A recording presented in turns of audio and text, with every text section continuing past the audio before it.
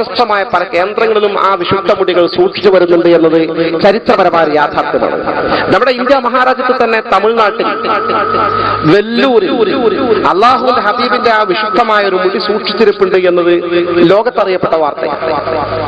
വളരെ ഭദ്രമായി ശക്തമായ ബന്ദോബസ്തോടുകൂടി സൂക്ഷിക്കപ്പെട്ട ആ മുടി വർഷത്തിൽ ഒരു തവണ റബീഉൽ അവ്വൽ 12 ഹബീബായ റസൂലുള്ളാഹി സ്വല്ലല്ലാഹു അലൈഹി വസല്ലം ജനിച്ച ആ ദിവസം മാത്രം പോലീസ് ബന്ദോബസ്തോടുകൂടി പുറത്തെടുത്ത് പുറത്തുള്ളൊരു വലിയ ചെമ്പിൽ ആ മുടിയൊന്ന് മുക്കി അതങ്ങനെ തന്നെ കൊണ്ടുപോയി സൂക്ഷിച്ചു വെക്കുന്ന ഈ മുടിയിട്ട വെള്ളം ജനങ്ങൾ ബറക്കത്തിന് കൊണ്ടുപോകുന്ന സംവിധാനം അറിയപ്പെട്ടതാണ്.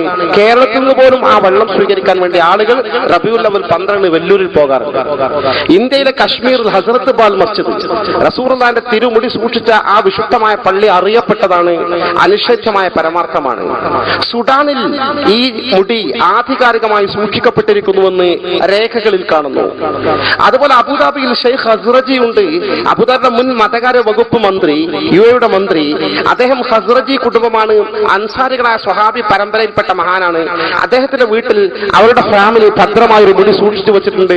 അത് എല്ലാ റബീഉൽ അവ്വൽ 12-നും റമദാൻ 27-ാം രാവിന്റെ അന്നും പ്രത്യേകം പുറത്തെടുക്കാറുണ്ട് എന്ന് അവിടെയുള്ള രേഖകൾ ചൂണ്ടിക്കാണിക്കുന്നു.